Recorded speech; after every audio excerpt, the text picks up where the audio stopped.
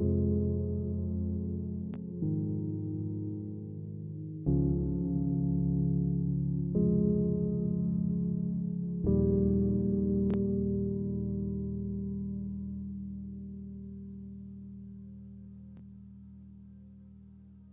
n'y a pas de forêt sur la Terre.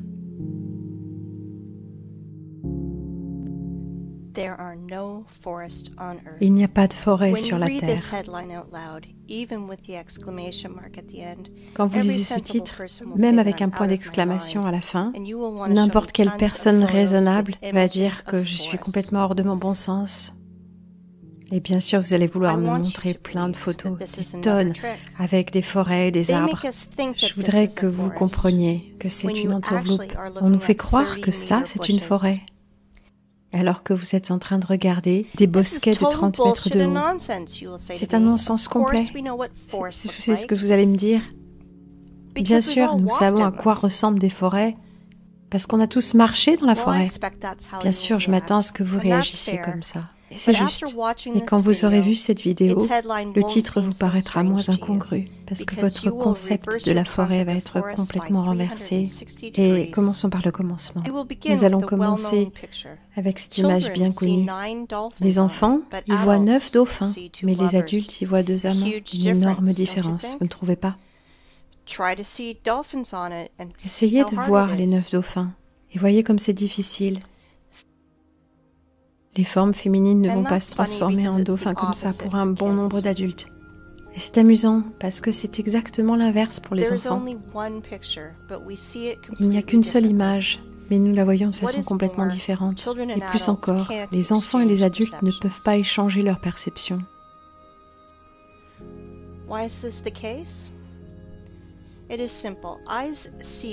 C'est simple, les yeux voient les choses de la façon dont la matrice les a ordonnées. Mais ce n'est pas le monde réel. Nos yeux nous trahissent avec le temps. Nous avons été aveuglés quand nous étions enfants. Le monde extérieur est vraiment différent. Nous voyons les choses à travers un prisme d'expérience et d'habitude. Et ce prisme distord tout. Complètement. À 30 ans, ce prisme fonctionne pour protéger votre esprit. Et à 40 ans, vous pourriez devenir fou sans ce prisme. Est-ce que vous trouvez que j'exagère? Regardez cette photo. Moi, j'affirme que c'est une mesa qui s'est formée avec de la lave magmatique lors de la formation de la Terre il y a environ 2 millions d'années. Vous pensez que je suis dérangée? Peut-être c'est vous qui êtes dérangé. Vous allez comprendre bientôt. Nous reviendrons à ce petit bout de gazon plus tard. Maintenant, regardez. Mais parfois, les êtres humains ont même envie de prendre des photos avec les arbres, en train d'essayer d'embrasser un arbre bien trop grand pour leurs bras. Mais pensez-y bien, les vieux arbres sont vraiment très rares. Ils sont enregistrés, ils sont repérés et on les garde dans des réserves comme des mémoriaux de la nature. Il y a une grosse question qui se balade sur Internet. Pourquoi est-ce que les forêts de la Terre, même en Sibérie, n'ont pas plus de 200 ans? Où sont les géants?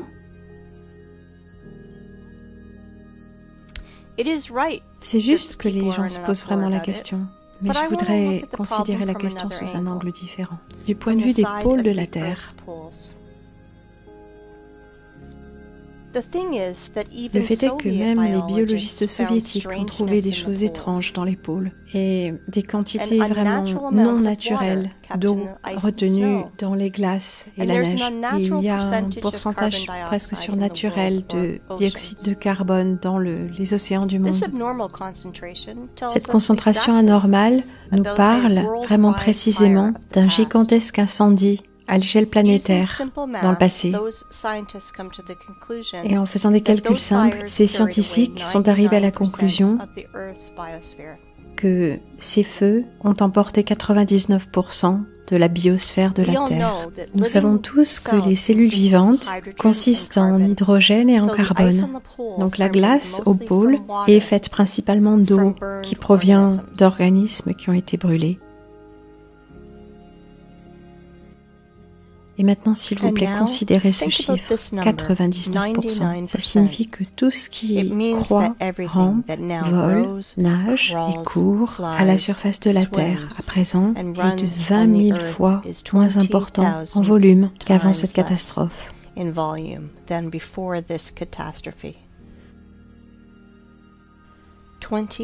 000 fois.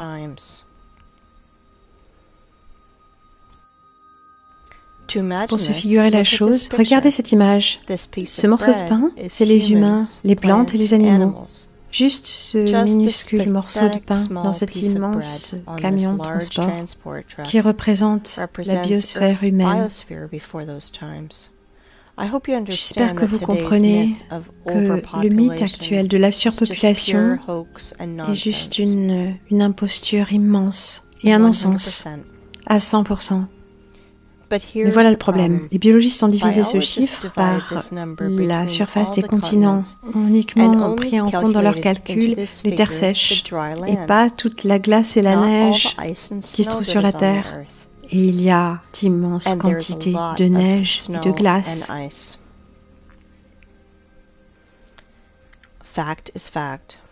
Les faits sont les faits. Mais comme toujours, l'illumination peut venir soudainement. Et la pensée stéréotypée est vraiment le problème. Les forêts de 30 mètres de haut sont comme un virus, ça nous rentre dans le cerveau, spécialement dans le cerveau des biologistes, qui nous empêche de trouver une solution à ce problème. Si les plantes ne peuvent pas se développer en largeur, alors elles devraient pouvoir se développer en hauteur. Et là, ça ferait sens. Dans cette nouvelle théorie, d'hypothétiques forêts d'une impensable hauteur pourraient pousser. Nous avons trouvé ces vieilles photos.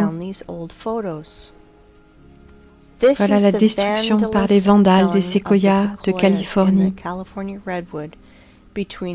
Entre 1880 et 1920, ces arbres ont miraculeusement survécu au bombardement de la planète en 1816. Imaginez juste combien d'années cela prend à un arbre pour atteindre une telle hauteur. Ces hommes épouvantables sont arrivés avec des haches et des scies. 1, 2, 3, plus d'arbres. Le diamètre de la souche est 3 fois plus grand que le bûcheron. Examinons cette formule. Pensez-y, vous entrez dans une forêt qui n'a pas 30 mètres de haut, mais 100 mètres.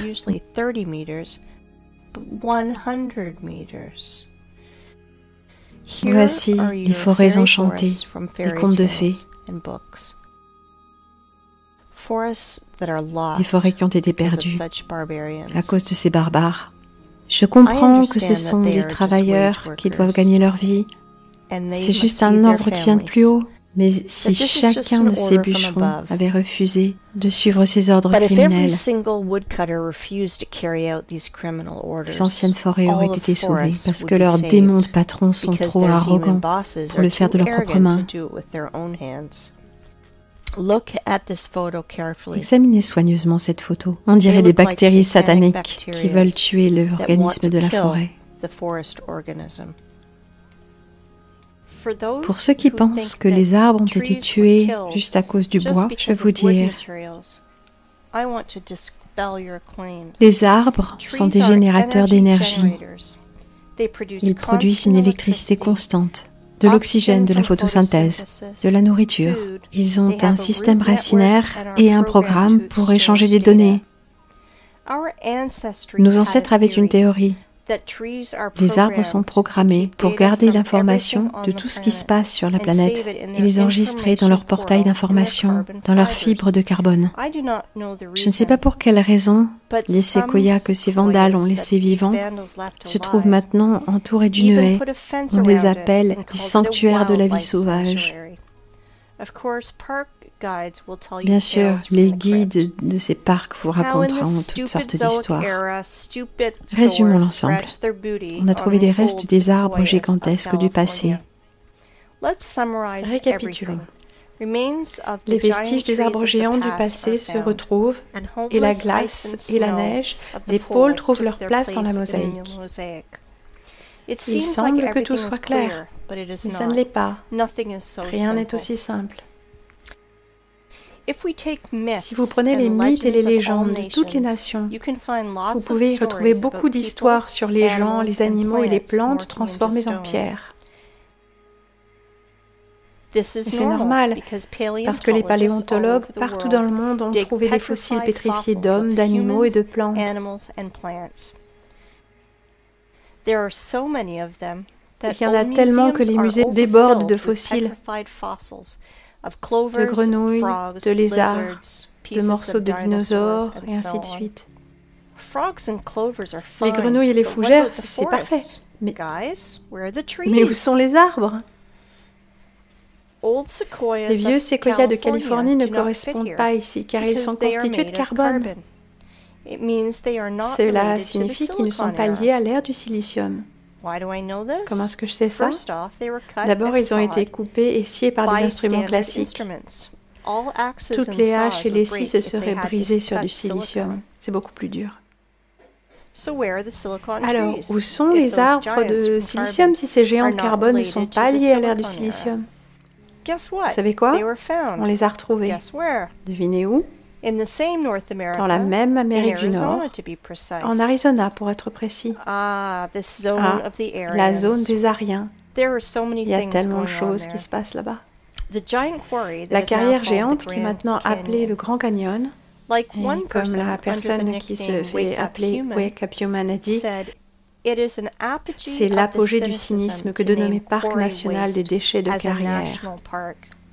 Ce n'est pas un parc national, c'est juste les restes d'une carrière. Ici, c'était une cité d'Ariens où il ne reste plus qu'un gros trou. Une météorite aurait creusé il y a 500 000 ans, bien sûr. C'est ce que Wikipédia nous dit.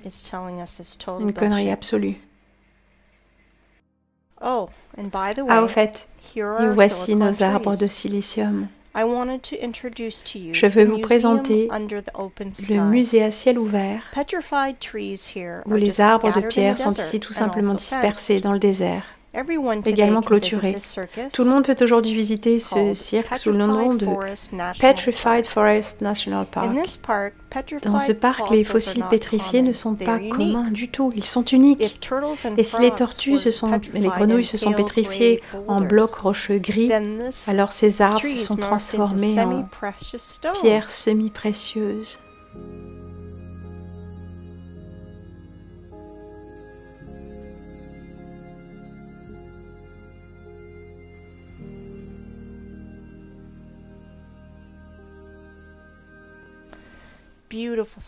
Belle pierre, n'est-ce pas? Magnifique pierre. Il est temps de faire le point.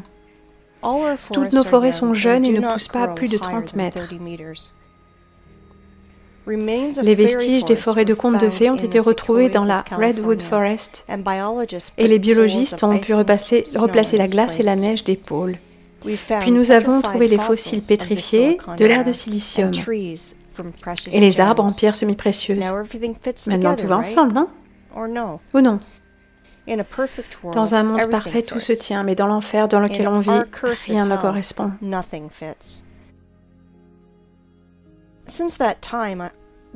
Quand j'étais enfant et que je voyais des fossiles pétrifiés dans une émission de télévision, j'étais tourmentée par une question. Comment est-ce qu'il est possible pour une grenouille d'être transformée en pierre au lieu de pourrir, comme tout corps organique le fait? Voyons ce que Wikipédia nous dit. Des conditions rares et particulières doivent être remplies pour que la tige puisse être transformée en bois fossile ou bois pétrifié. En général, les plantes mortes se font enterrer dans un environnement exempt d'oxygène, qui préserve la structure de la plante d'origine et l'apparence générale. Comprenez-vous l'humour britannique? Sinon, je vais essayer de vous expliquer. Vous avez besoin d'une certaine catastrophe naturelle, comme par exemple l'éruption d'un volcan, un tsunami ou une pluie d'argile, qui couvrira rapidement les grenouilles et les mammouths, et qui les conserveront là où les bactéries ne décomposeront plus leurs cadavres à l'état de fumier puant. En d'autres termes, pour faire un corps pétrifié, un fossile, vous avez besoin de le couvrir et de l'engloutir afin de le compacter. Selon ce que l'on appelle les scientifiques, le tissu était organique et ensuite il s'est miraculeusement transformé en silicium, SiO2. Rappelez-vous cette formule. Si vous avez déjà enterré vos animaux de compagnie, eh bien vous pouvez maintenant courir les déterrer promptement et votre animal de compagnie sera comme une petite statue sur votre table. Ah, vous voulez me blâmer pour mon humeur noire? Regardez donc la communauté scientifique qui nous raconte de telles âneries. Un corps mort n'a seulement que deux possibilités. Soit se faire piéger dans un morceau d'ambre comme un insecte, soit, deuxième option, tout simplement, pourrir. Un corps organique ne se transformera jamais en silicium, en pierre. Jamais. Cette absurdité est absolument impossible à croire. La transformation magique de l'organique à la roche est une chose, mais transformer du bois en pierre semi-précieuse, c'en est une autre. C'est là où les mensonges et l'ignorance deviennent incontrôlables. Dites-moi comment des morceaux de bois peuvent se transformer en pierres précieuses. Pas de réponse? Moi j'en ai une, mais nous discuterons de ça un petit peu plus tard. Pour l'instant, analysons ces gemmes. Je ne sais pas vous, mais il y a 3 points qui me chiffonnent. Tout d'abord, selon l'histoire officielle, ces arbres sont donc abattus dans une lutte inégale contre des volcans. Attention, maintenant vous comprenez qu'il y a 225 500 ans, notre planète était si magnifique, si fantastique, mais attendez, si fabuleuse. Il y a mieux que Cameron et son film Avatar. Le bois n'a pas seulement brûlé dans le feu de l'enfer, pas seulement pourri dans le sol humide, mais au contraire de toutes les lois de la physique, la biologie et la chimie, cela s'est juste transformé en pierres précieuses. Mais ce n'est pas tout. Les arbres ne sont pas cassés. Les arbres sont sciés et mis en pièces, en tronçons.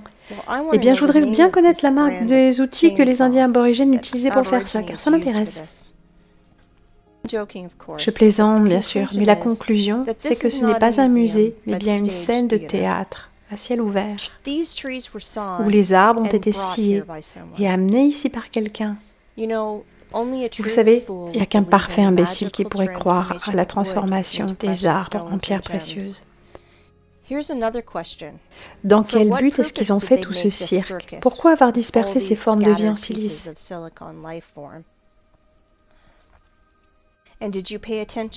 Et vous avez fait attention? Comme ces arbres de silice sont petits, ils sont incomparables même avec les séquoias de Californie. Mais c'est très simple. Ce ne sont pas des arbres, ce sont des branches d'arbres de silicium géants. Et ces arbres étaient si grands que les séquoias américains étaient auprès d'eux, des tiges. Et tandis que les touristes sont ébahis devant ces gemmes précieuses, personne ne fait vraiment attention à l'arrière-plan, car tout est caché à la vue de tous. Pour comprendre ce que je veux vraiment vous dire, nous allons revenir à notre photo préférée de cette petite parcelle. Et je vais vous demander, qu'est-ce que vous voyez? Une souche d'arbre dans les marguerites? Mais moi, je continue de prétendre que c'est une mesa, qui a été formée à partir d'une formation magmatique des profondeurs de la Terre il y a environ 200 millions d'années. Vous ne me croyez pas? Et maintenant? Permettez-moi de vous présenter. Ceci est la tour du diable, Mesa, aussi appelée l'acolite, qui aurait été formée à partir d'une fonte magmatique des profondeurs de la Terre il y a environ 200 millions d'années.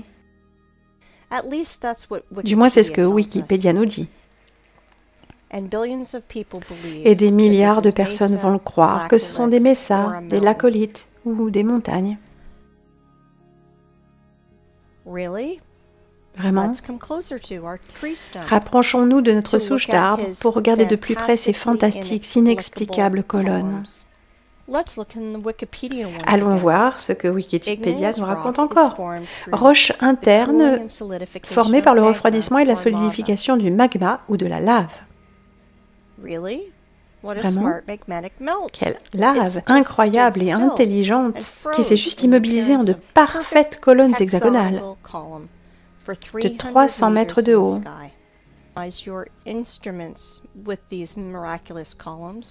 Alors là, il va vous falloir synchroniser vos instruments. Un injecteur de crème avec un ventilateur géant refroidissant.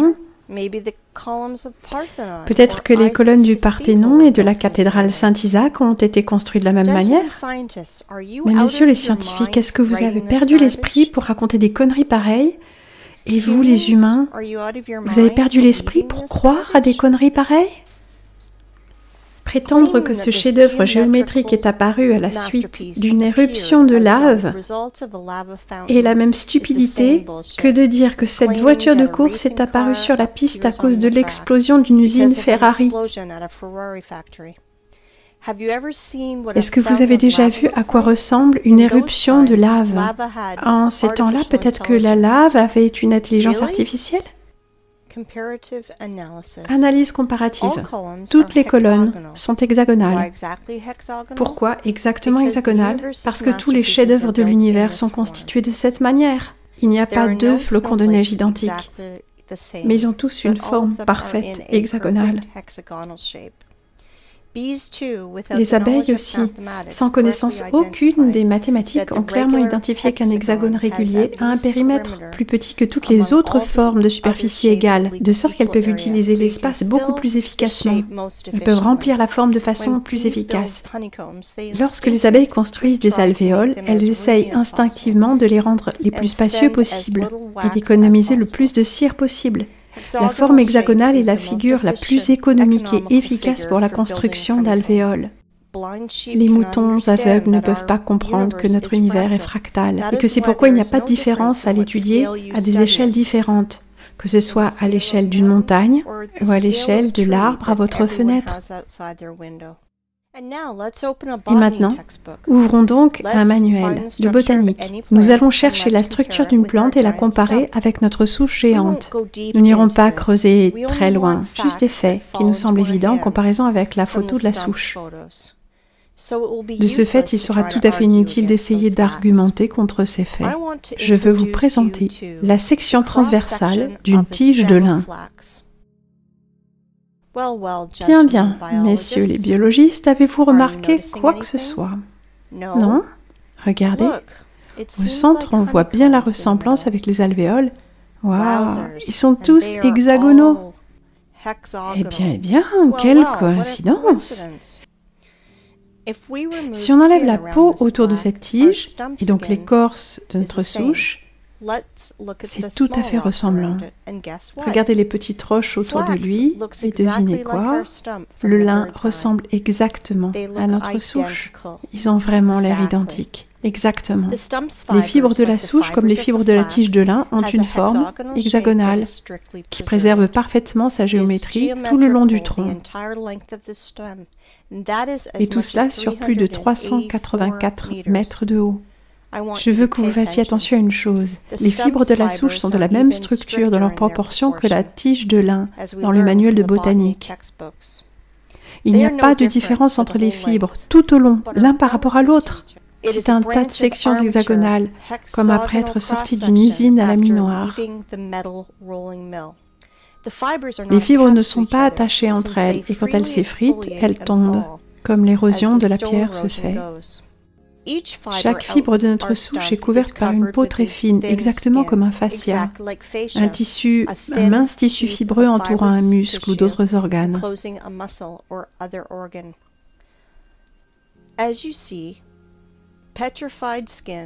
Comme vous le voyez, la peau pétrifiée en contact avec le vent et l'humidité se fissure et s'effrite et tombe. C'est une preuve directe et évidente que les fibres de la souche sont composées d'au moins deux composants, placés l'un dans l'autre.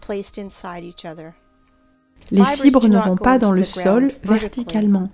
Elles vont progressivement se courber et se transformer en un système de racines, comme font les arbres.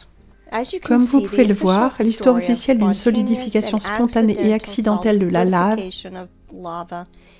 c'est de la connerie à 100%. Et ça tombe à l'eau très rapidement. Hollywood, en 1977, a produit un film appelé Rencontre du troisième type, avec la Tour du Diable qui en joue le rôle principal, où on nous dit une centaine de fois que c'est une montagne où l'on peut rencontrer des aliens. Mais cette foutaise est uniquement bonne pour de simples d'esprit. Mais où sont donc passés vos yeux? Messieurs les biologistes, géologues, paléontologues, est-ce que vous êtes parmi nous? Vous étudiez le monde derrière un masque de soudure? Et maintenant, regardons la taille que cet arbre a eu un jour. Nous allons utiliser la formule que j'ai mentionnée plus tôt. Le diamètre de notre souche se trouve donc à 300 mètres de la base. Si on calcule 300 fois 20, nous allons obtenir une hauteur de... Vous êtes prêts? 6 km. 6 km de haut. Imaginez-vous une seule seconde. On peut tout comprendre grâce à la comparaison. Vous ne pensez pas? La tour du diable est une souche géante d'un arbre de silicium géant avec tous les attributs d'une souche normale que tout le monde connaît. Mais il ne faut surtout pas sous-estimer la matrice qui maintient fermement les bovins dans les étables. Je suis sûre que même après ça, il y aura toujours des gens au sommeil profond qui en demanderont toujours plus. Si vous pensez que ce sont là les seuls arguments que j'ai, je vais très certainement vous décevoir, parce que j'ai encore beaucoup d'atouts dans ma manche. Et je vais profiter de chaque instant où je les jetterai sur la table. Bon, nous avons fait le tour d'à peu près tout sur cette souche. Passons à une autre. Oui, vous pensiez que c'était la seule. Vous avez seulement besoin d'enlever vos œillères et vous en verrez tellement d'autres. Permettez-moi de vous présenter la chaussée des géants en Irlande. Vous avez remarqué quelque chose de familier? Jetez un œil de plus près encore. Des colonnes hexagonales. Waouh! Si vous n'avez pas remarqué les similitudes avec les fibres de la tour du diable, alors vous devez vraiment être aveugle. C'est la même souche géante, mais maintenant elle se trouve presque au ras du sol. Cet arbre a directement grandi sur la grève. La chaussée des géants se compose de près de 40 000 colonnes avec de telles proportions géométriques que toutes les abeilles du monde en seraient jalouses. Bien sûr, tous les scientifiques à-dessous ont déclaré que c'était une réserve naturelle nationale. C'est vraiment l'apogée du cynisme que de nommer parc national une carrière de déchets. En quoi est-ce que c'est une carrière? Je vous le dirai un petit peu plus tard. Mais devinez quel genre de bêlement la science officielle nous raconte sur cette souche irlandaise? La chaussée des géants est composée d'environ 40 000 colonnes de basalte, qui est le résultat d'une ancienne éruption volcanique. Une éruption volcanique. S'il vous plaît, dites-moi comment rester calme et ne pas entrer en éruption volcanique de jurons en pointant du doigt la communauté scientifique. C'est difficile, très difficile, mais je vais essayer, de sorte que nos ennemis n'aient pas ce qu'ils désirent de nous. Je n'ai qu'une question. Pourquoi est-ce qu'on ne déclare pas que les nids d'abeilles sont le résultat d'une éruption volcanique?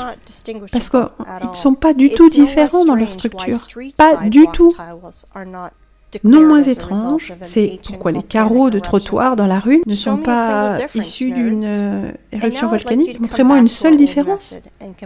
Maintenant, je vous propose de revenir à la chaussée des géants et les comparer, mais cette fois avec de la vraie lave.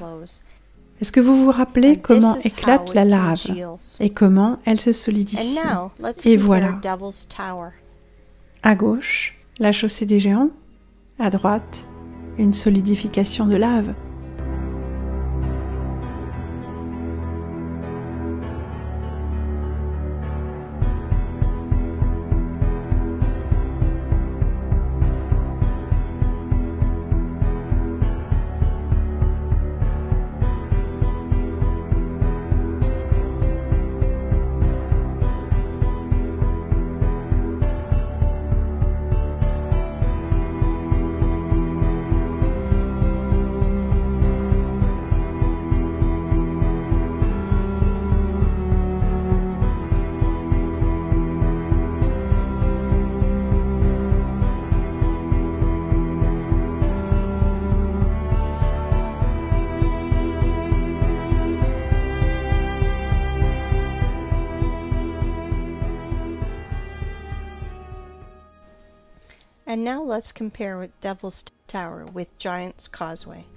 Et maintenant, comparons avec la tour du diable. Je veux dire, comparons une souche d'arbre en silicium avec une autre souche d'arbre en silicium. Quelqu'un croit-il encore à la fontaine de lave? Si je n'en savais pas tant sur les arbres géants de silice, je préférais plutôt croire à l'injecteur géant et à la crème et au ventilateur qu'à un fichu volcan. Si vous pensez que ces deux arbres de silicium géants sont les seuls, je vais vous montrer que vous vous trompez. Il y en a des tas d'autres sur la planète. Et ce qui est drôle, c'est que les gens normaux ne réalisent pas du tout que ce sont des souches. Mais la science officielle a sérieusement réalisé qu'il fallait trouver un moyen de cacher ces arbres aux gens qui poseraient trop de questions. Ils ont inventé un nom génial pour ça. Les falaises de basalte. Je veux que vous fassiez attention à ces deux images, où les fibres pendent du plafond. Comment peut-on expliquer cela avec la version volcanique? La lave ruisselait, dégoulinait et dégoulinait encore, mais ces gouttes ne touchèrent jamais le sol. Et certaines d'entre elles sont restées coincées, tandis que d'autres ont réussi à se frayer un chemin presque jusqu'au sol. Regardez cette photo. C'est juste une photo normale avec cette fille. C'est bien. Mais la seule chose dont elle ne se rend pas compte, c'est qu'elle est assise au pied d'une souche d'arbre géant de silicium. Toutes les preuves sont là, mais le prisme de la matrice ne nous permettra pas de voir les 9 dauphins. Il y a des tonnes de souches de silicium dans le monde que l'on peut retrouver sur le net. Nous avançons donc. Je veux vous présenter un miracle hexagonal de la nature sur Terre, de plus, d'une nature en silicium. Voici donc le plus grand lac salé du monde, Salar de Uyuni, en Bolivie. Comme vous le voyez, les manuels scolaires et les émissions de TV dans le genre de Discovery Channel ne vous ont pas tout dit. Comme fait précédemment, nous allons voir ce que Wikipédia peut nous apprendre sur ces hexagones. Mais le problème, c'est que Wiki ne mentionne rien au sujet de la structure hexagonale de ce lac. Tout est silencieux, comme un poisson, comme s'il n'y en avait pas. Mais ils sont là, absolument. Vous ne me croirez pas, mais le silence établi n'est pas seulement sur Wikipédia. Après des heures de recherche, je n'ai absolument rien trouvé sur ces structures. Et le seul endroit où j'ai trouvé une phrase, c'était pour dire « Regardez comme c'est intéressant la façon dont le sol a séché et craqué avec le sel et le soleil. » Et là, ça m'a stupéfiée. Tout d'abord, sous les rayons du soleil, la surface se craquelle comme ceci. Mais pas en une forme hexagonale, tel un nid d'abeille. Deuxièmement, les fissures se creusent la surface, mais ici, c'est l'opposé. Cela ressemble plus à des fascias, comme ceux de la souche en silicium. Et troisièmement, pourquoi à la surface, le sel a-t-il une forme hexagonale? Si l'histoire officielle n'a pas d'explication raisonnable, permettez-moi de vous présenter mon avis. Comme le dit notre ami, il n'y a pas de lac salé sur Terre, mais de simples réservoirs de boue en décantation. Et je suis d'accord avec lui, mais pas dans ce cas. Je pense que vous avez déjà réalisé que la forme hexagonale est un attribut qui appartient exclusivement à un organisme vivant, tel qu'un nid d'abeille, la structure d'un flocon de neige ou une fibre de plante.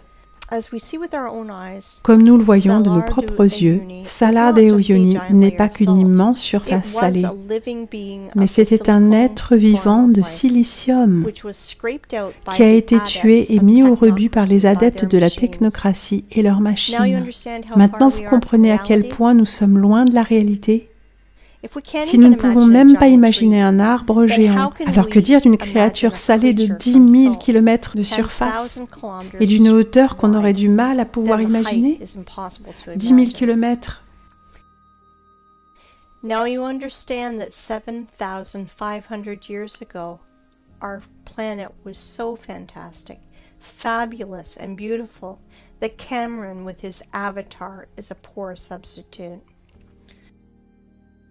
All that is left to us Et tout ce qu'ils nous ont laissé, c'est un désert que nous avons transformé en un parc à ferraille. Qu'est-ce que je veux dire, mis au rebut par leurs machines? Eh bien, pour être bref, pendant qu'on dort dans cette société matrice, travaillant 5 à 9 heures tous les jours, faisant des choses inutiles et rêvant de rêves inutiles, notre planète est littéralement grattée, curée et évidée avec des niveleuses géantes et toutes sortes de machines. Je vous montrerai tout ça un peu plus tard. Et bien maintenant que la partie théorique est terminée, il est temps pour nous d'aller au point culminant du voyage. Et avant tout, nous allons revenir à notre toute première souche et voir quelque chose de nouveau. Je parie que vous ne l'avez pas remarqué. Nous avons vu beaucoup de souches, mais celle-ci est spéciale. Elle a une surface plane sur le dessus, ça signifie qu'elle a été coupée. Oui, exactement. Coupée ou sciée. Et maintenant, notre imagination nous demande, qui l'a coupée? Pourquoi? Et avec quoi? Je répondrai à ces questions un peu plus tard. Nous allons garder ces questions en tête parce que cette souche qui a été coupée n'est pas la seule de la planète.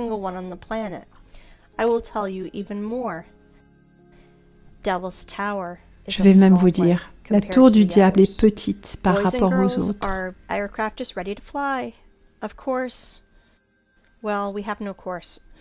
Oui, notre avion est prêt à s'envoler.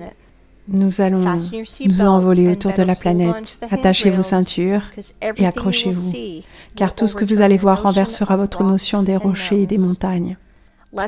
Allons-y. Alors que nous volons, jouons à un petit jeu. Cherchez 10 différences, mais il n'y a que 2 différences, la matière et la taille.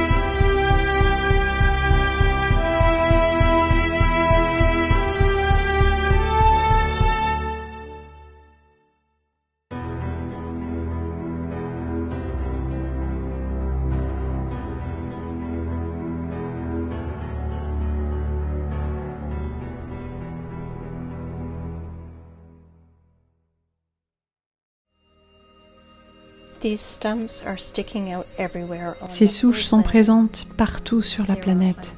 Il y en a des centaines. Les scientifiques les ont appelées mesa, ou table en espagnol, parce qu'ils ont un sommet plat, plat comme une table.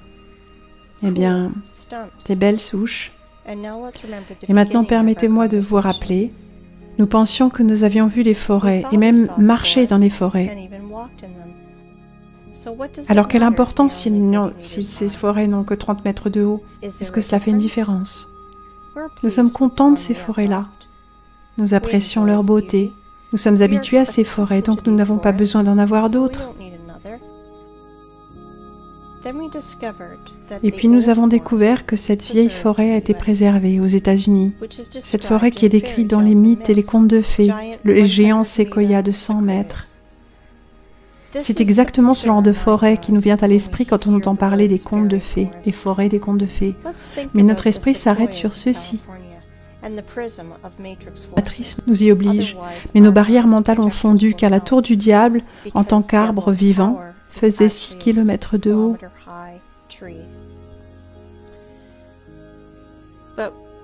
Mais ensuite nous avons réalisé que la tour du diable était une jeune plante en comparaison des autres arbres géants de notre planète.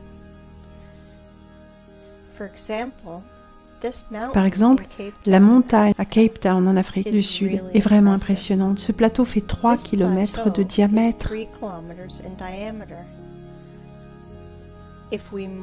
Si nous multiplions, nous aurions un arbre de 60 km de haut. Vous vous êtes demandé quelle taille auraient ces branches? Sur une seule de ces branches, vous pourriez facilement construire un énorme quartier résidentiel avec tous les centres commerciaux, les écoles, les parcs. Imaginez un seul instant à quel point c'était immense. Évidemment, votre esprit ne verra jamais que cette montagne en Afrique est vraiment un arbre, 10 fois plus élevé que l'arbre de la tour du diable. Mais devinez quoi? Ce n'est pas la limite. Dans le travail de notre poète russe, Alexandre Sergueïevitch Pouchkine, on peut lire en abondance des propos concernant un chêne géant qui se trouvait sur l'île de Bouyan, près de Lukomorye, que nous pensons maintenant avoir été tué par nos gouvernants.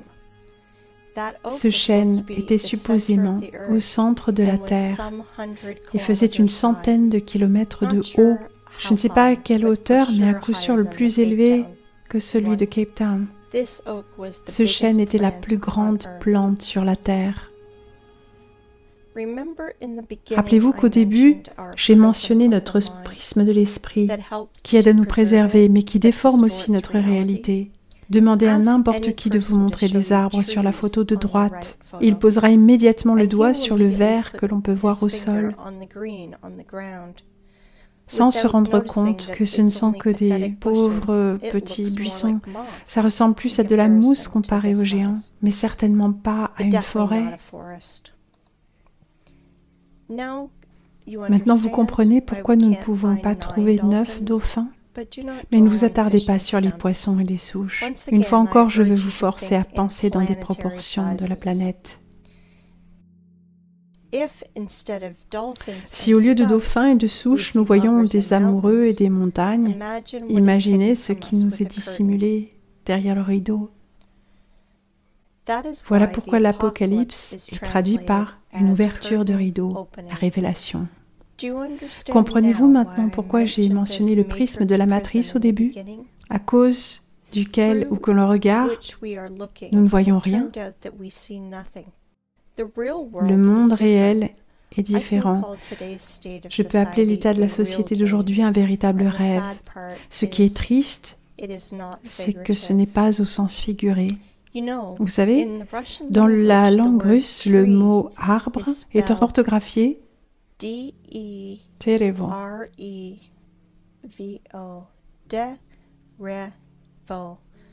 Le mot arbre ancien est orthographié Terevo. Et le mot ancienneté, arbres anciens, Derevnost. Cela signifie dans le langage russien, la langue des Aryens, le temps où les vieux arbres géants ont grandi. Intéressant, non? Eh bien, nous allons mettre toutes ces belles paroles en arrière-plan et continuer notre vol.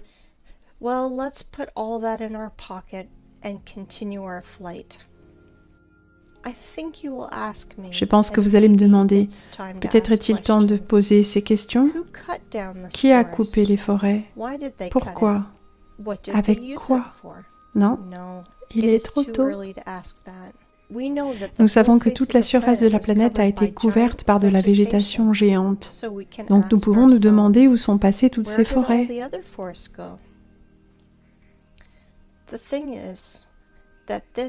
Soi-disant Mesa ne sont tout simplement que les meilleurs arbres qui ont été choisis pour la coupe. Toutes les autres forêts de la planète ont été couchées et détruites par des vagues d'explosion. Nous avons seulement vu les souches avec des sommets plats. Quelqu'un se souvient à quoi des arbres non pas coupés mais cassés ressemblent? Vous comprenez où je veux en venir? Jouons à nouveau au jeu des 10 différences.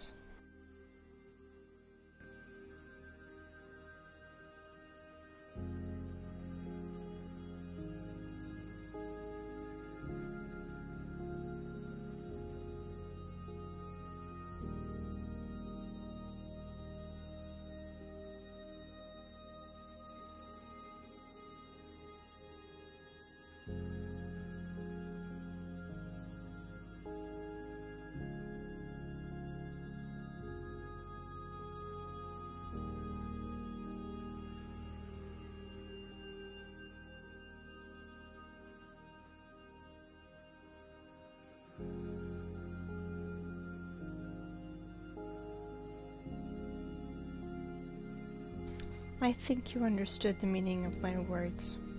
So I want you to look at the highest stumps of our planet. They were mined like a quarry and were broke by blasts. For example, the tree Everest.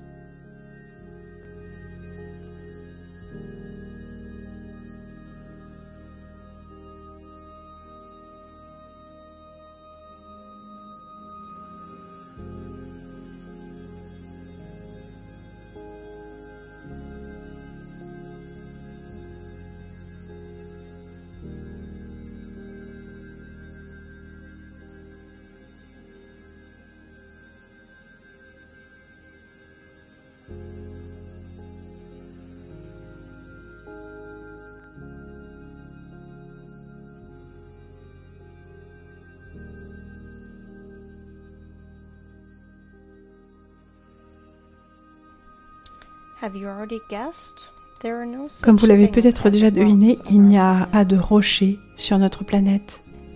Ce sont tous des morceaux de troncs brisés.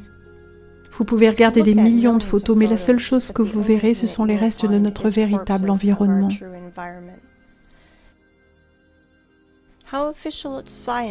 Comment est-ce que la science officielle explique l'origine des rochers? Je pense que vous l'avez deviné aussi.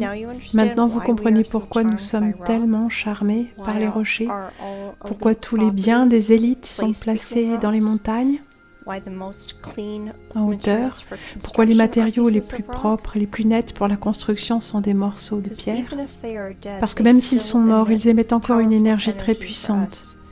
Pour nous, êtres humains de carbone, mortels, la pierre est un pont entre les formes de vie en silicium et celles de carbone. Et maintenant, une chose importante que vous devez apprendre, comment distinguer les roches des montagnes. Ce sont deux choses complètement différentes. Les roches sont composées de solides morceaux de pierre en lambeaux, avec des fragments de fibres qui montent jusqu'au ciel.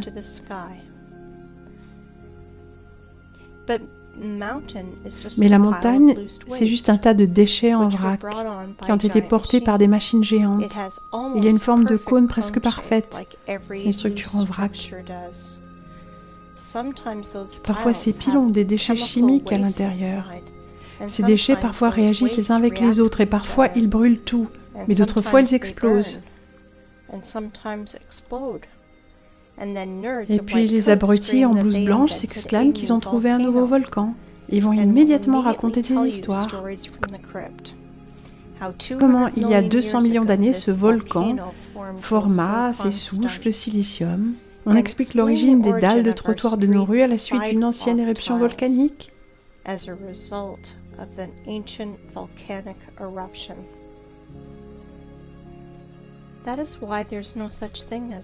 C'est pourquoi il n'y a pas de volcans, de rochers et de montagnes sur notre planète. Vous pouvez jeter ces mots-là.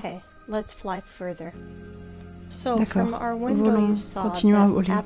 Donc de notre point de vue, vous avez vu qu'absolument tous les rochers de notre planète ne sont que des cadavres de formes de vie en silicium. Ce ne sont que des arbres tombés. Non, pas tous. Pas tous avec une structure hexagonale comme celui de la tour du diable. Certains de ces rochers ont une structure lamellaire ou une structure spongieuse, comme nos champignons, comme le foie est différent du cœur ou des poumons, de sorte que notre monde antique était si diversifié, nous ne pouvons pas identifier ou même imaginer les nombreuses espèces et sous-espèces. Et maintenant, imaginons la quantité de bois qui doit rester après la chute de tels arbres. Imaginez la quantité de bois que ça a fait. Où sont donc tous ces matériaux ? Vous savez, ce sujet a été largement dévoilé par Pavel Ulyanov. Sa chaîne YouTube est Wake Up Human. Il a révolutionné le thème de la géologie et des machines excavatrices. Permettez-moi de vous présenter cette machine géante sur cette photo. C'est un Bagger 288, une des plus grandes excavatrices du monde. Et voilà comment fonctionnent ces machines. Elles creusent parallèlement à la paroi de la carrière, avec des roues géantes raclant la roche et le sol en laissant les parois concaves, en creusant des parois concaves.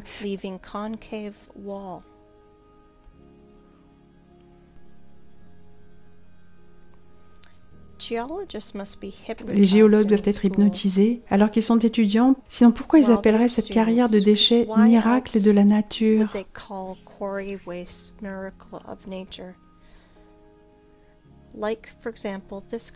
Comme par exemple cette falaise en Australie. Vous voulez rire? Si vous ne croyez pas à mes dires sur le sujet, allez sur Google et tapez Wave Rock, puis vérifiez l'explication officielle. C'est 100% incroyable la facilité avec laquelle les gens adhèrent à ça. Certaines personnes me demandent quelle pierre fut une partie de plante vivante et quelles pierres ne le sont pas. Je vais juste vous dire qu'il y a à peu près 7500 ans, il n'y avait pas de pierre. Tout ce que vous pouvez trouver actuellement était une partie de notre écosystème. Mais ensuite, les gens se sont dit qu'ils voulaient devenir Dieu eux-mêmes et ont tout fait foirer. Je voudrais vous demander, ouvrez vos esprits. Ils vivent, nous dormons. Mais ils ne vivent pas seulement, ils sont également en train de tuer notre planète. Ils le font même en ce moment, pendant que vous regardez cela. Réveillez-vous les humains, vous devez remettre en question toutes les connaissances qu'ils vous ont données à l'école primaire, au collège, au lycée.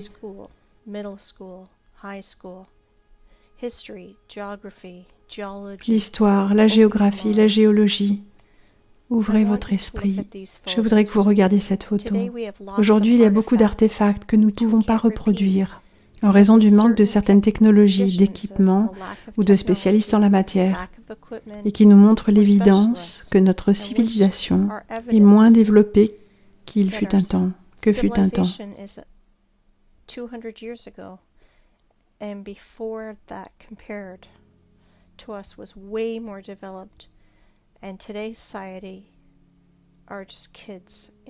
Et la société d'aujourd'hui n'est plus qu'un bac à sable rempli d'enfants. Voici quelques exemples. 1. Babolovo, baignoire de 1784. Voici ce que l'artisan qui l'a faite nous a dit à son propos. Désolé pour mon langage, mais ils nous prennent vraiment pour des abrutis.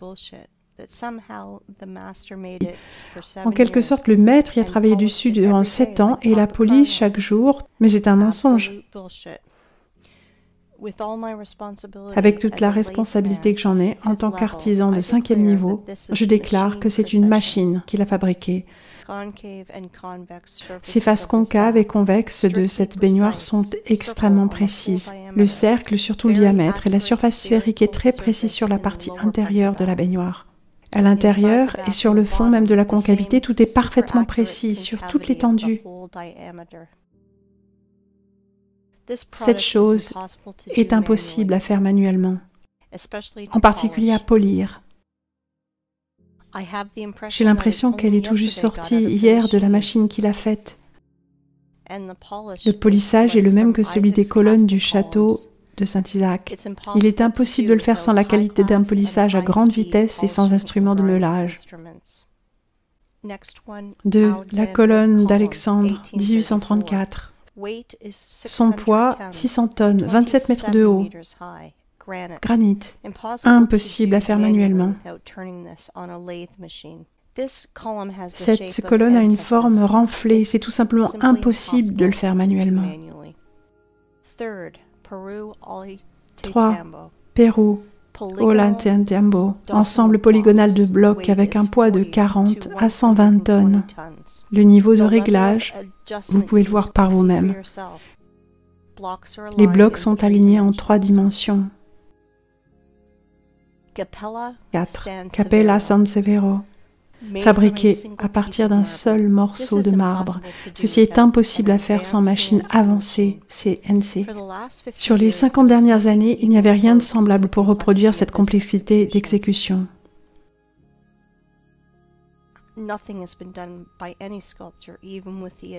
Rien n'a été fait par aucun sculpteur de semblable, même avec des machines avancées. 5. Marbre d'une pierre tombale dans le cimetière San Celano Museum à Gênes. 6. Pont de pierre à Sébastopol. Chaque pierre polygonale du pont est essentiellement une seule sculpture. Un exemple du travail moderne, avec la pierre sur la gauche. Pour les experts d'aujourd'hui, ce mur est considéré comme tout à fait acceptable. Toutes les villes de la planète ont été construites en pierre dans un style ancien.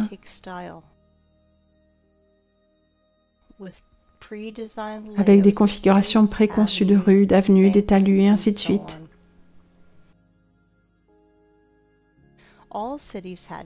Toutes les villes avaient un mur de bastions en pierre, dont le volume de la construction est celui-ci. C'est souvent égal au volume de la construction de l'ensemble de la ville. Quelque part, entre 1780 et 1815, nous avons expérimenté une guerre nucléaire, qui n'était probablement pas la première dans le monde, ce qui a donné lieu à un hiver nucléaire en 1816. Une année sans été. Les anglo-saxons l'appellent 1800 gelé à mort. Voici quelques captures d'écran de Google Earth. Ce sont les photos des cratères nucléaires dans les territoires tels qu'en Biélorussie. Ces cratères sont faciles à trouver. Les traces blanches autour des cratères sont du calcaire brisé, le matériau de base de cette époque.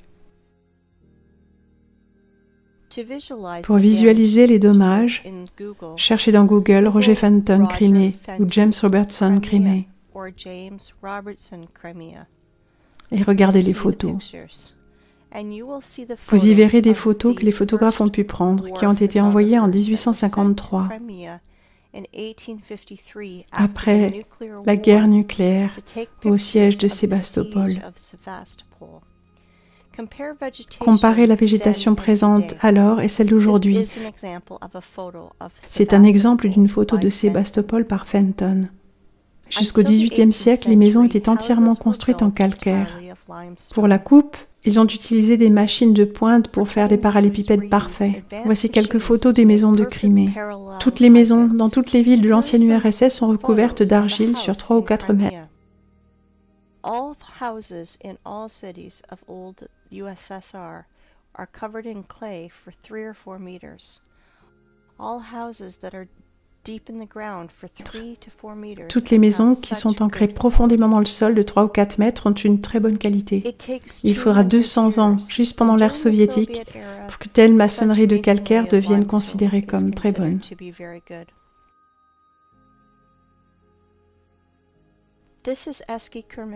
Ceci est Eski Kermen. Les guides illettrés vous diront qu'il s'agit de l'une des villes troglodytes de la Crimée où vivaient les gens. Lorsque je lui ai demandé comment cette piste fut faite, on m'a répondu que cela a été fait par les chariots de la noblesse locale.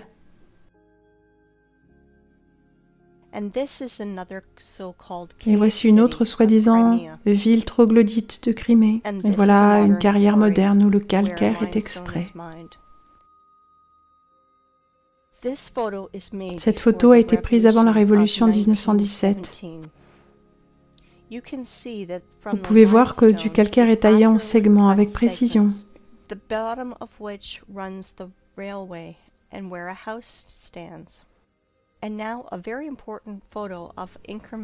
Et maintenant, voici une importante photo de la carrière Ingerman, le nom Champagny, creusé en 1880. Vous pouvez clairement voir les passages taillés au travers de la colline d'une centaine de mètres de largeur et 80 mètres de hauteur.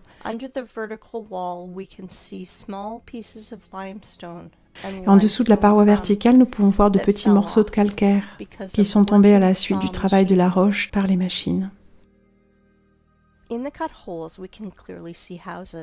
Dans les trous creusés, nous pouvons clairement voir les maisons. Certains de ces trous sont des débuts de catacombes.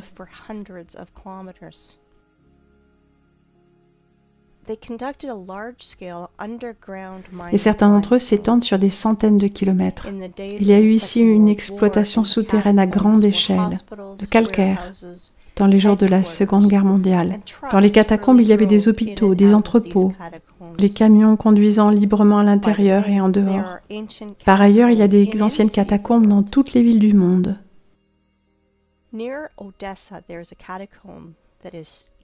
Près d'Odessa, les catacombes ont 2500 km de long.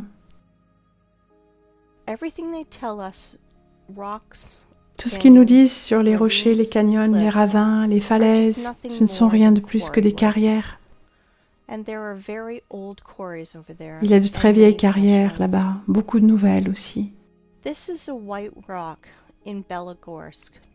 Voici White Rock, près de la Crimée. C'est une carrière de calcaire. Le mur a été formé à la suite d'une coupe de la colline. Vous voulez en voir davantage? Regardez le passage à partir duquel cette énorme masse de calcaire a été acheminée. Ils vous mentent et ils l'appellent la vallée, belle merveille de la terre. Regardez ça, c'est une vieille photo du 19e siècle. Le remblai au niveau des parois verticales et les copeaux de calcaire ne sont pas encore recouverts par de la végétation. Ceci, c'est une peinture ancienne de l'année 1855. Nous pouvons voir les anciens déchets géants de carrière en arrière-plan. Est-ce que vous êtes impressionné par l'ampleur de l'exploitation minière jusque dans la petite Crimée? Je voulais vous en dire plus. Il n'y a pas 1 mètre cube de terre, probablement sur une centaine de mètres en profondeur, sur toute la Terre, qui n'a pas été dans ces temps minée, fraisée, mastiquée et mis au rebut. Ce n'est pas une planète, mais une fosse géante de déchets de carrière d'où la matière est extraite systématiquement pour récupérer tous les éléments du tableau de Mendeleïev.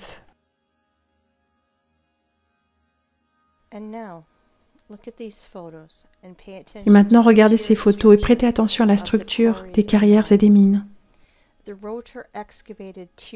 Les excavatrices rotatives qu'ils ont taillées en étages sont énormes. C'est une structure vue sous plusieurs angles, à droite et au-dessus. Et maintenant, je peux vous montrer des montagnes, des crêtes, des gorges, des canyons, des falaises, presque inhabitées de nos jours, qui sont souvent nommées par le nom de la personne qui en a fait la découverte. Comment tous les universitaires et les professeurs en géologie et d'autres scientifiques abrutis ne le voient-ils pas? 1. Montagne sur la péninsule de Kola, je n'en connais pas le nom. 2. Montagnes sur l'Antarctique qui ont été découvertes en 1820. 3. Antarctique. Ici, il y a même les traces de lourdes machines et d'équipements. 4. Groenland, montagne Watkins. Regardez l'échelle de l'exploitation minière. 5. Groenland, vol Francfort-Los Angeles. 6. Gunbjörn, la plus haute montagne du Groenland. 3700 mètres. Pas de problème. Quasiment complètement vidé. Svalbard, Norvège, aurore boréale en arrière-plan de la carrière. Antarctique, montagne transantarctique. Au pied, les traces de machines sont encore visibles. 9. Antarctique, montagne transantarctique. Système de carrière. Regardez l'arrière-plan. 10. Mont Kalash, Tibet. La hauteur est de 6638 mètres. Est-ce que vous avez déjà vu de notre temps un équipement capable de miner cela à de telles hauteurs? 11. Goblin Valley, State Park, Utah, États-Unis. 12. Glow State Park, Oklahoma, États-Unis. 13. Grand Canyon, Arizona, États-Unis. C'est juste une carrière géante. Territoire vidé. Des millions de touristes pensent que c'est presque un miracle du monde, une merveille de la nature, juste parce qu'on leur en dit ça. 14. Carrière du Grand Canyon, Arizona, États-Unis. Nulle part nous ne pouvons trouver de traces d'érosion hydrique. Seuls des impacts de chocs explosifs sur la végétation de silicium. 15. Carrière Rock-Spitsberger. 16. Carrière du Grand Canyon. La coupe dans la pierre fut faite avec une scie circulaire. 17. Carrière en Australie. Blue Mountains. 18. Blue Mountains sous un angle différent. 19. Blue Mountains. La paroi verticale. Comparez ça avec une carrière de marbre dans les Alpes, qui n'a pas été faite par l'érosion de la pluie.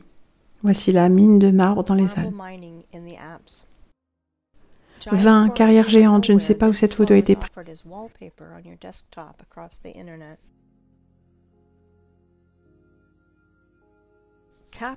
21. Cap Rocks Canyon, State Park, Texas. Encore une fois, un parc national créé à partir de déchets de carrière aux États-Unis. 22. Dans certaines carrières de déchets où il y a beaucoup d'humidité, les gens font de l'agriculture. Banao et rizière en terrasse. 23. Encore Banao et rizière. Et cela est le canyon de Chelly, monument national, États-Unis. 24. 25. Là, les scies ont apparemment creusé, soi-disant appelé Hill Paints. 26. Montagne Ravine, Afrique du Sud. 27. La rivière Orange et les montagnes. 28. Timna en Israël. 29. Carrière Green Canyon en Chine. 30. Carrière inondée, réservoir Charak en Ouzbékistan. Carrière inondée, un autre angle. Comme vous le voyez, il n'y a pas de montagnes naturelles, de gorges, de canyons, de falaises, de ravins sur cette planète. Vous savez, alors que les gens argumentent sur Internet, comment la Terre est plate, comme une crêpe ou peut-être un peu concave, nos maîtres dévorent littéralement notre maison et la transforment en un désert et un cimetière de métal. Devinez, il semble qu'il existe des carrières sur notre planète de la taille de plusieurs pays. Par exemple au Tadjikistan, Afghanistan, Ouzbékistan, Turkménistan, Kazakhstan, Iran. Il n'y a presque plus de sol dans la plupart des régions de ces pays, car sur 100 mètres de profondeur, les couches de terre et de végétation ont toutes été raclées.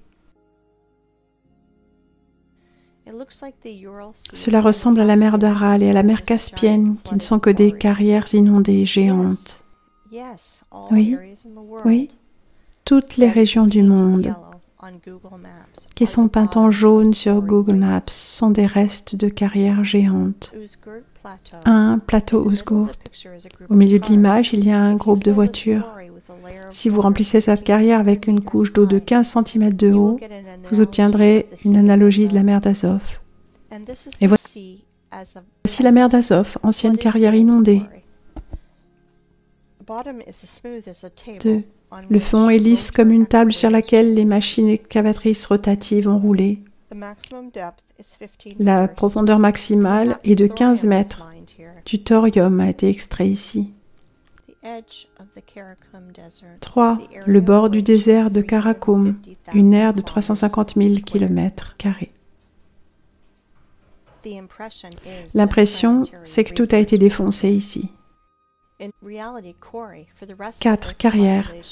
En réalité, carrière pour le reste de la population, canyon, la merveille du monde, Turkménistan. 5. En réalité, carrière pour la population, plateau Tuzbair, Kazakhstan. 6. États-Unis, Monument Valley. Autrefois, cet endroit fut tapissé d'arbres en silicium de plusieurs centaines de mètres de haut. 7. Même Monument Valley, États-Unis. 8. Namibie, ce désert est en bas de la carrière. 9. Égypte, la couche supérieure a été retournée au sol et tous les êtres vivants avec, et aussi brûlés par des explosions nucléaires.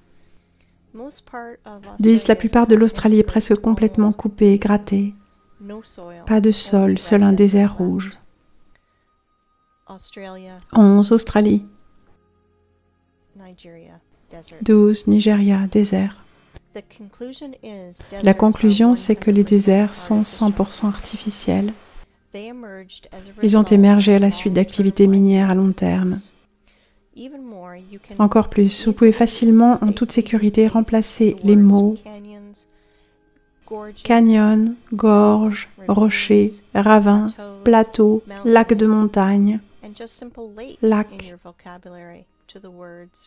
par les mots carrière, mine, carrière inondée, mine inondée.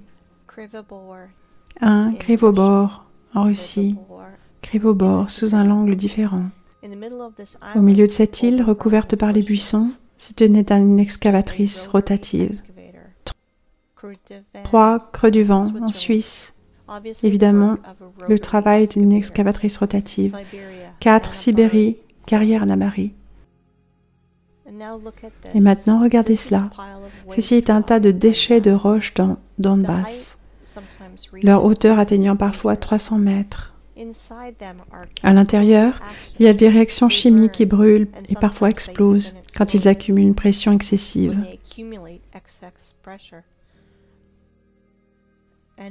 En voilà d'autres.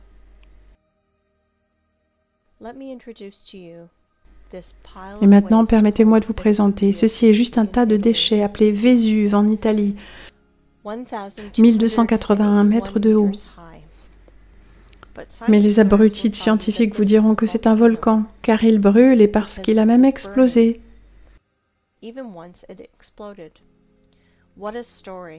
Quelle histoire! Pourquoi les gens marchent là-dedans et si facilement? C'est au-delà de toute compréhension. Et je vous laisse maintenant regarder le plus gros tas de déchets qui a été appelé officiellement terricon sur notre planète.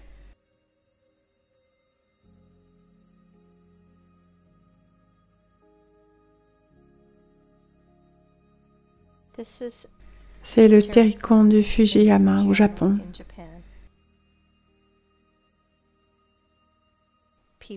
Les gens, si vous pensez que nos maîtres vous mentent, vous êtes toujours en train de dormir. Si vous pensez que la Terre est plate, alors vous êtes à moitié réveillé. Nous vivons sur un désert et une carrière géante que nous transformons en un cimetière de métal. Étant donné que nous ne pouvons plus faire confiance à personne, peut-être serait-il temps de penser par nous-mêmes, de vraiment repenser à tout ce qu'on vous a appris depuis toujours. Remettez en question la totalité, posez-vous des questions sur absolument tout. La Terre n'est pas ce que l'on vous a appris à croire qu'elle est.